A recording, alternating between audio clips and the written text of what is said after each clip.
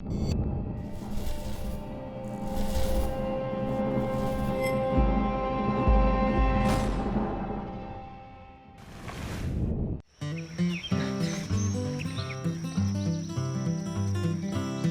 week on Kentucky Afield, managing your farm pond can pay off big time. Biologist Jeff Crosby joins us to lend some advice. Fish population issues, undesirable species. Next. Maybe bigger than I thought. Sometimes the #1 bass bait is what they're already eating, like crawfish, for example. Then, a nearly forgotten method of sneaking up on game. We'd be right on it, right on there. Where he's supposed to be. I got the first shot, and you got him when he's right out there. It's all next on Kentucky Afield. Such a pretty fish. Beautiful. This pond is plumb floated with frogs. They're everywhere in here.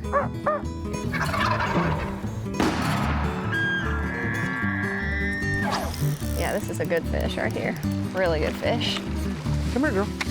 Yeah, boy. That's a big rabbit. Nice job. Yes! Yes! My first muskie. Mercy Leo! Yeah, look at it. It's a keeper. Here it goes. Boom! Wow, that happened fast.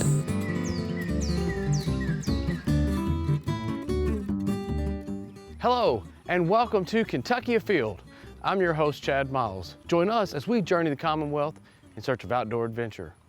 There are thousands upon thousands of farm ponds across the state of Kentucky offering great fishing.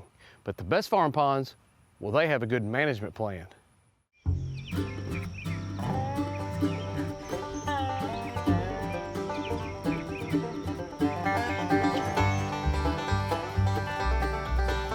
Oh, a black crappie. Another black. Quick release.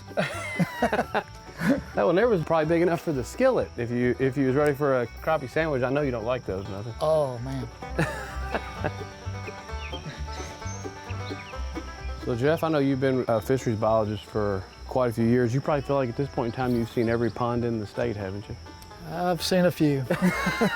But your primary job is not pond management. Your primary job is really to manage the public waterways. Correct. But if someone's having a problem with their pond, you will help them out. We do. That's part of our job. We try to help provide technical guidance to pond owners. What's the #1 problem as far as ponds?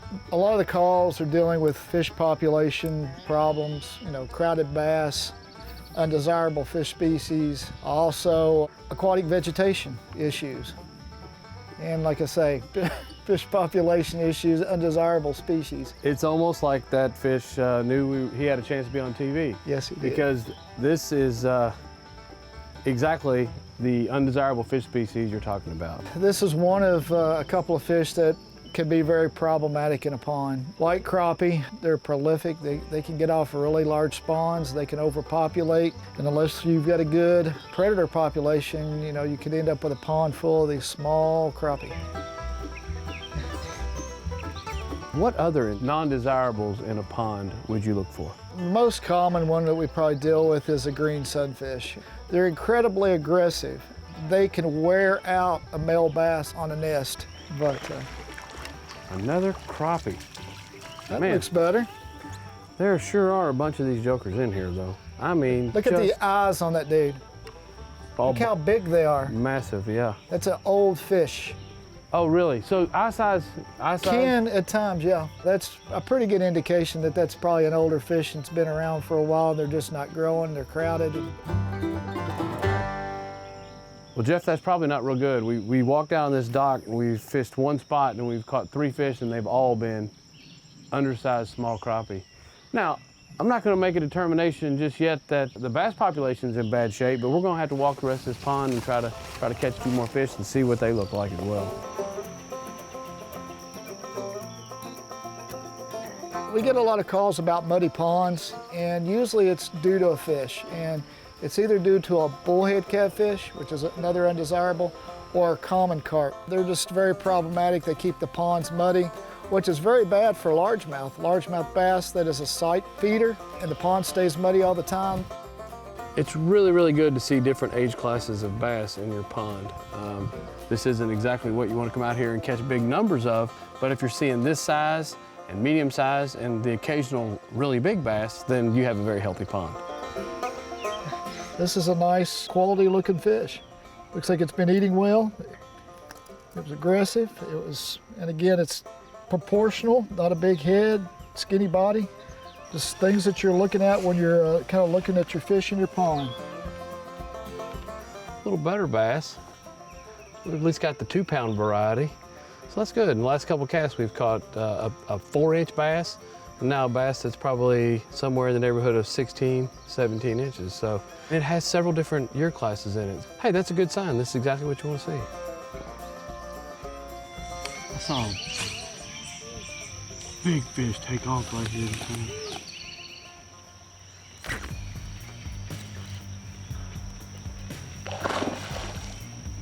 Could it have been this?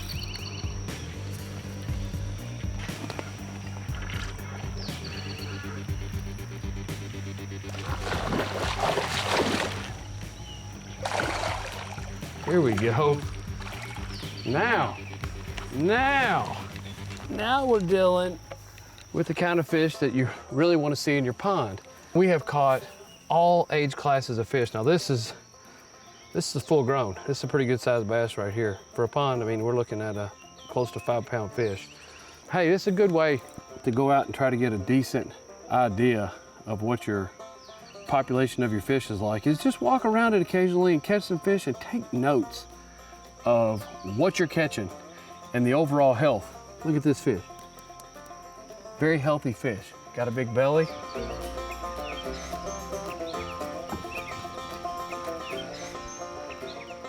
If someone built a new pond, what do you recommend as far as fish stocking? We recommend the largemouth bass and bluegill.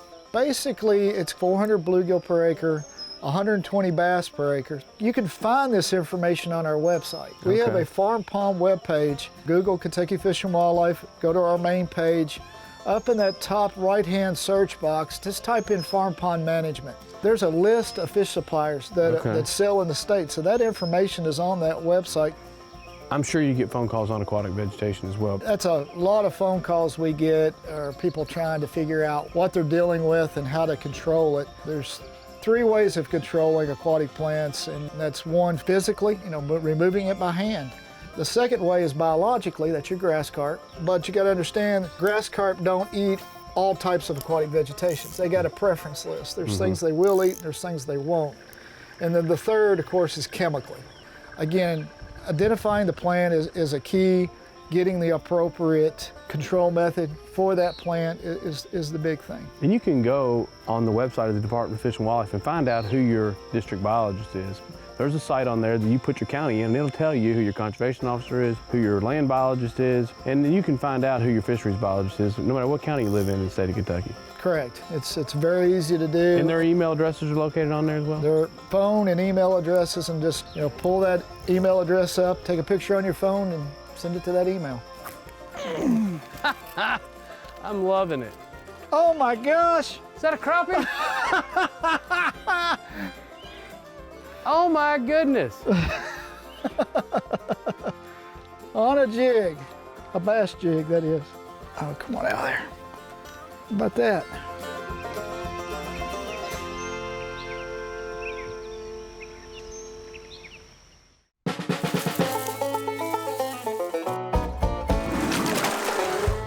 So here today with John McGregor, and everyone knows you as our state herpetologist. If a person sees a snake on the water, they immediately think it's cottonmouth. Cottonmouths in Kentucky are fairly rare. They're only out in the western part of the state, and they are mostly in big forested swamps. But there are some snakes that are really good at imitating venomous snakes. It's a way to bluff your way out of trouble. Give me some examples of snakes that are misidentified as cottonmouths. Any kind of water snake, northern water snake or common water snake, diamondback water snake especially, they get as big as your arm. A copperbelly water snake, rat snakes, because they rear up and they open their mouth. Hognose snakes, because when you walk up on a hognose snake, it flattens out its neck and hisses and opens up its mouth. This is a common water snake. Okay. And these are all across Kentucky. Probably every pond in the state has them. You just look at the overall color of this snake. It's got the right colors. Musk. It's got the right color to be misidentified as a copperhead. Yeah, Right. it's kind of copperhead looking.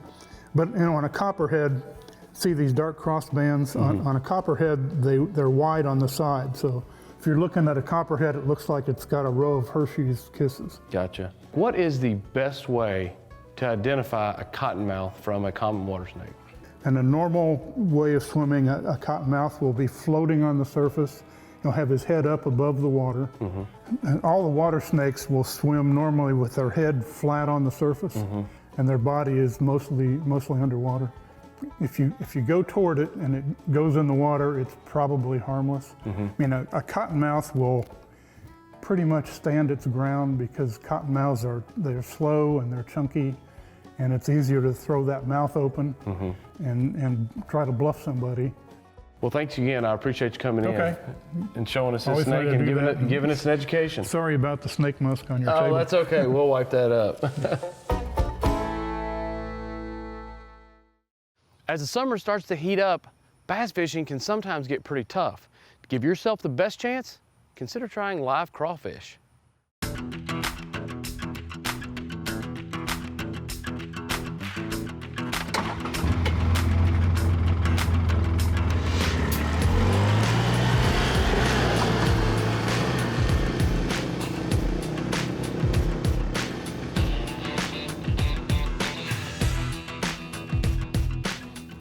So this creek looks a little deeper than what we're used to, but today we're doing something that really reminds me of our childhood. This is how we learned how to catch bass. It is. We would go bass fishing and we'd get up and get our burlap bag, our creek crawling shoes, some old shorts, and go try and get us 30 to 40 crayfish to bass fish with. We're gonna take a seine and a little net and go through, and like I say, we want 15 or 20. This is a really, really good way to pick up probably a bass favorite food source. If you can come in here and get you a bucket full of these, it's pretty simple after that. It's a hook and a split shot. Let's grab our seine and get after it. Let's go see what we can round up. I'll tell you what, let's put a little bit of water in this bucket. I got a bag here that we're gonna put crayfish in. Just give me about 2 inches of water in there, or less.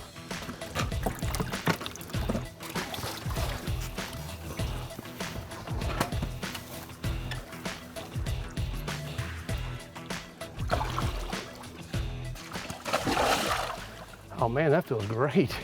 Yeah, can almost be a little cooler. All right, let's just pull it up real quick, see if there's any in there yet.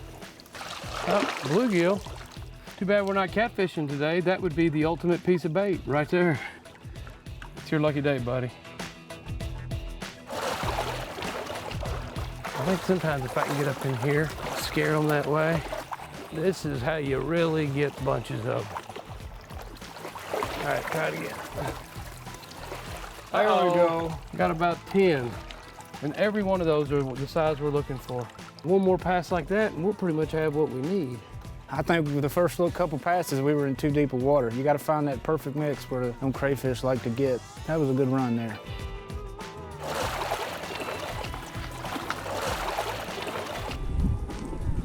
Oh, I seen them swimming in there, a couple of them. Y'all pick it up.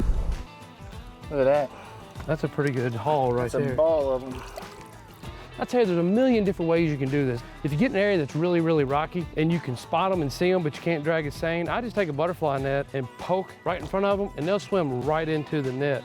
Of course, you can always hand grab them. Let's get these things in the cooler, make sure that they're not fully submerged and they can crawl up this burlap and get them to the lake. What do you think? Well, we've done the work. Now time to see if we can hold up on our end of the deal and catch some fish. That's right.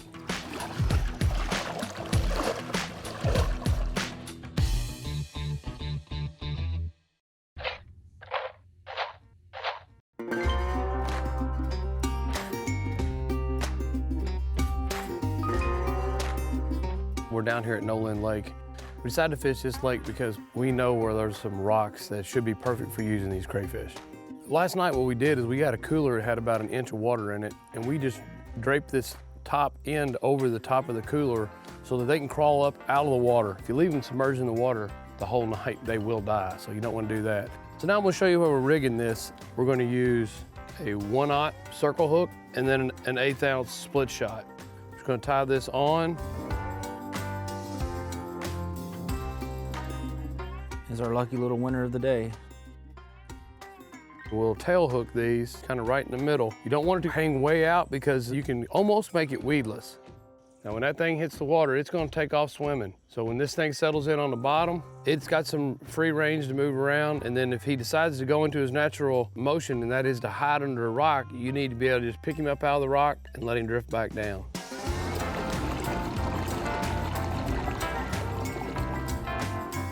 Here we go, got one running right now.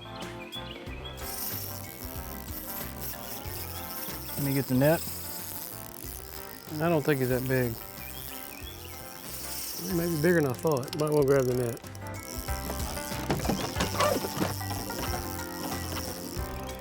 Yeah, look at there.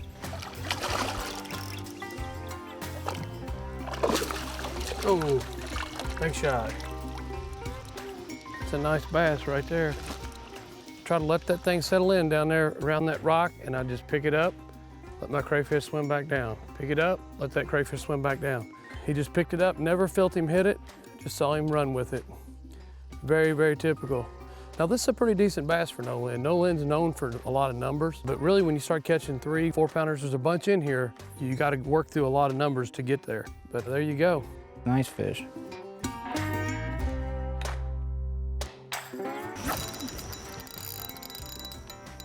This is a good fish. There you go.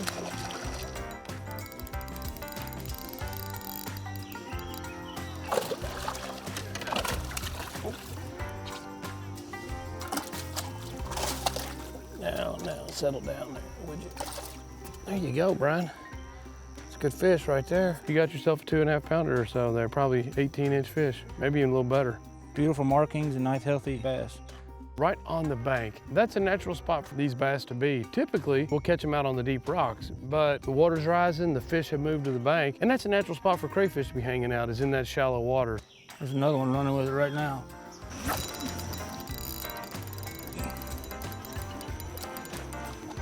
Is that a good fish? About like the last one, I think. Get the net.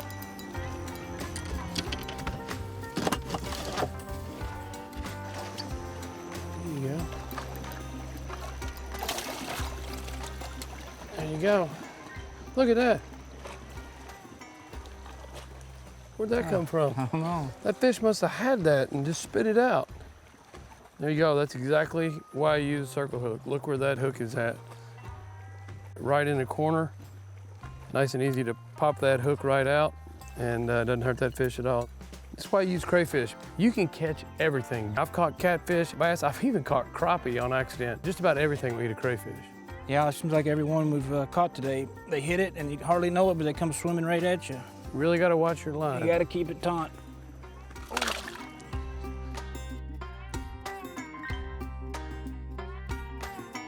That's when you know you got a good soul right there. Butterfly just hangs out on you. You really got to make sure that if you're going to just leave this burlap bag up on the deck of your boat, that about every 20 minutes or so, just dip it in there and get it wet and just set it back up there. That'll keep those crayfish alive for a very, very long time. Well, Brian, we don't get out and do this enough. To go out and just give whatever Mother Nature provides you and take it fishing, there's something really cool about that. I think it's all part of the experience. It's always good to get out with your brother and spend some quality time, and it brings back a lot of memories, that's for sure. Yeah, it's a good time. This summer, as you're floating down one of the many streams or rivers here in the state of Kentucky, dreaming about the upcoming duck season, consider this.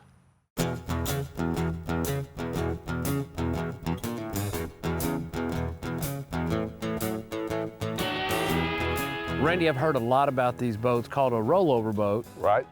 But I never thought that I'd get an opportunity to see one in action. You know, before World War II and right after the war, most of the duck hunting that I was aware of, you know, my father's era and all, they didn't hunt with decoys. They floated on the river and snuck up on ducks. Mm-hmm. And these were sort of the ultimate sneak boat for the Ohio River.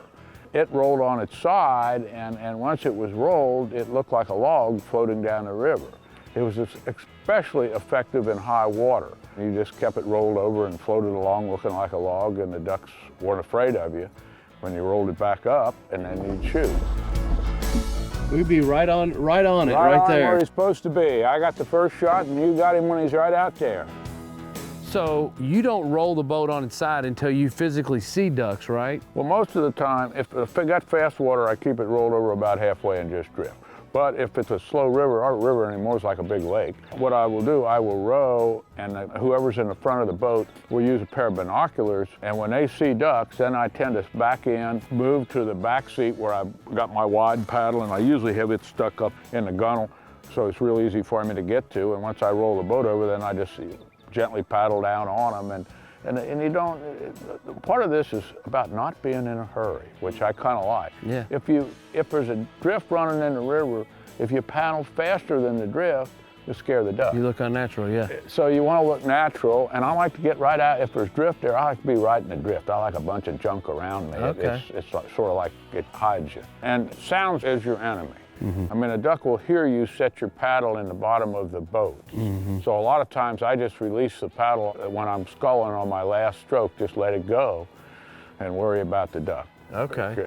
I think a lot of duck hunters don't understand how well ducks hear. Yeah. And they tried to build some of these boats out of aluminum, I was told, and they wouldn't work because of the sound of the waves hitting the boat.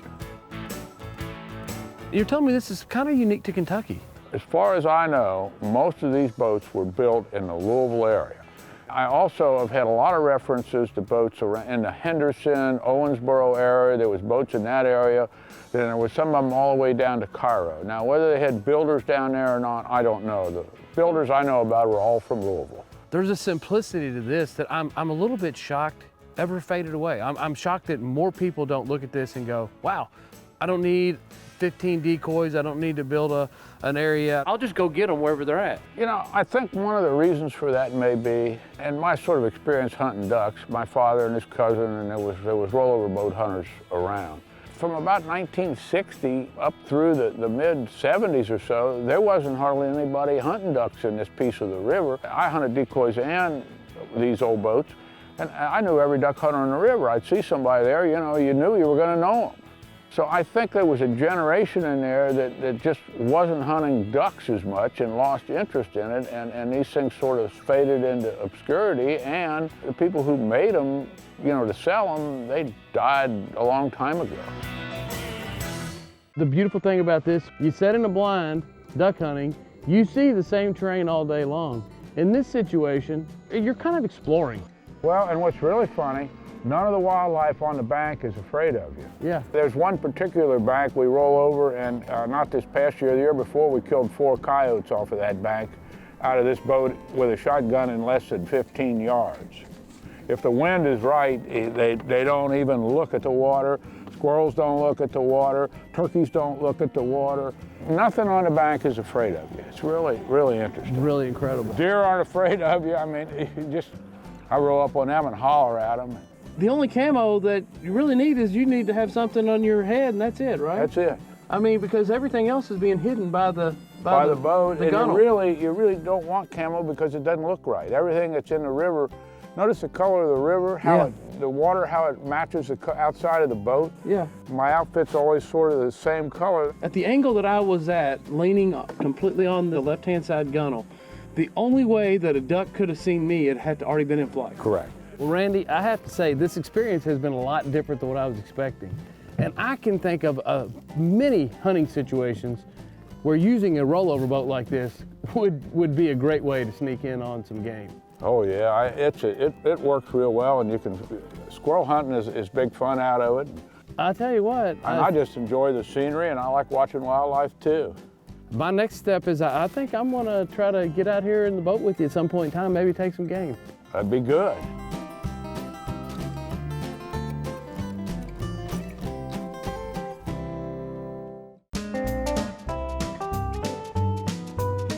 Now let's check in and see who else has been out having fun in this week's Ones That Didn't Get Away.